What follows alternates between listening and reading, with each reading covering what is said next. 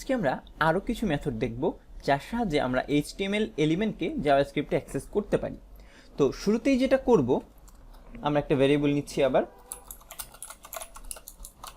এবং এর ভিতরে ঠিক একইভাবে ডকুমেন্ট ডট এখন লিখব গেট এলিমেন্ট বাই আইডি না লিখে ক্লাস। অর্থাৎ আমরা প্রিভিয়াসলি যেটা আইডি দিয়ে ধরেছি এটাকে যদি আমি এখন ক্লাস করে দিই এবং এই h1 ট্যাগটাকে এখান থেকে নিয়ে এসে এর ভেতরে রাখি স্ট্রিং হিসাবে, ঠিক একইভাবে পরবর্তীতে আমি এই ডাটাটা প্রিন্ট করে দিচ্ছি এবং দুইটা ফাইলই সেভ দিলাম এবং এখন চলে যাচ্ছি আমি আবার ব্রাউজারে।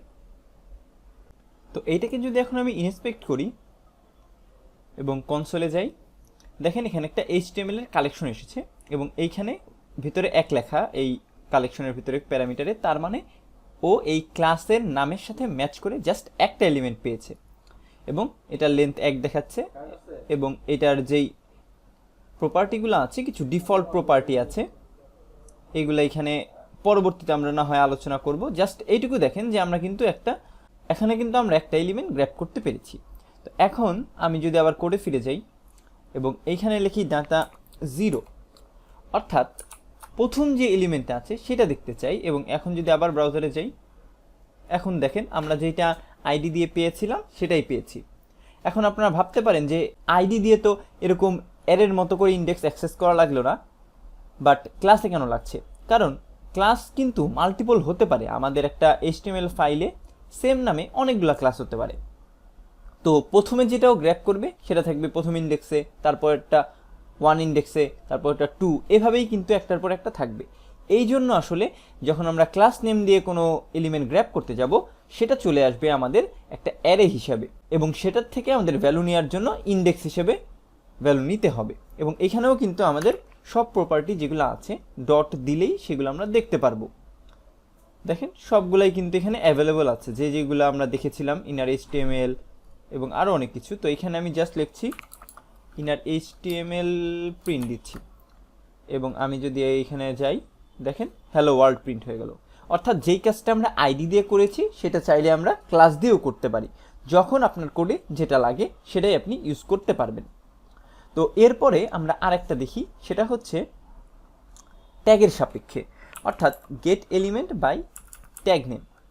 এটা এই ট্যাগ নেমে আসলে আমরা দেব হচ্ছে যেই ট্যাগটা আমরা চুজ করতে চাই। যেই ট্যাগটা বলতে বোঝাচ্ছি, এইখানে আমরা h1 ট্যাগের ভিতরে যেরকম লিখেছি ঠিক একইভাবে যদি আমি এখানে লিখে দিই h1, ও তাহলে আমাদের কোডে যত h1 আছে সবগুলাই আমাদের নিয়ে আসবে। তো আমি এর জন্য মাল্টিপল লিখে দিচ্ছি এবং এখানে লিখছি হ্যালো ওয়ার্ল্ড 1 এবং আমি যেটা করব পুরো ডাটাটাই এখানে প্রিন্ট দিচ্ছি। আগে দেখি যে কি হয়।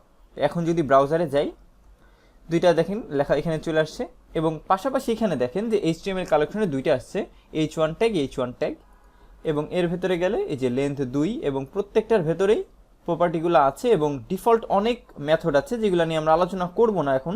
বাট এইটুকু জেনে রাখেন যে এইগুলাও কিন্তু আমাদের এই h1 ট্যাগ যেটা গ্র্যাব করলাম সেগুলোর ডিফল্ট কিছু মেথড যেগুলো চাইলেই আমরা ইউজ করতে পারি।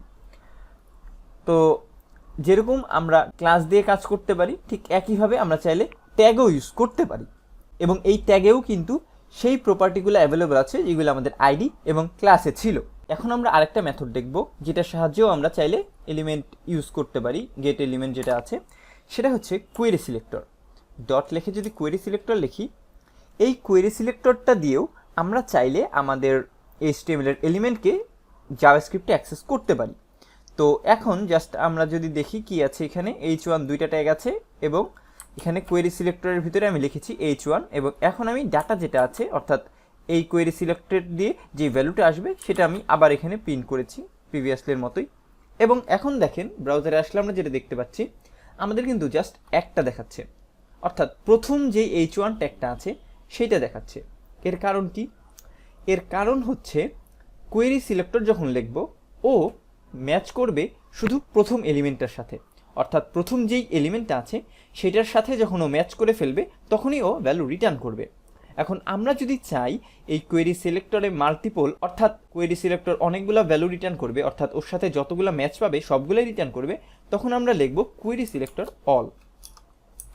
এবং এখন যদি আবার ব্রাউজারে যাই, এখন দেখেন দুইটা রিটার্ন করেছে এবং নোড লিস্ট দুইটা এবং দুইটার ভেতরেই এই দুইটার প্রপার্টিগুলো অ্যাভেলেবল আছে এবং এইখানেও আমরা চাইলে সবগুলা মেথড ইউজ করতে পারবো এবং এই দুইটাকে মেনলি বলা হয় আসলে সিএসএস সিলেক্টর, কারণ সিএসএস এর যদি কোনো ক্লাস ইউজ করে আমরা কাজ করতে চাই তখন এই কোয়েরি সিলেক্টরটা ইউজ করব।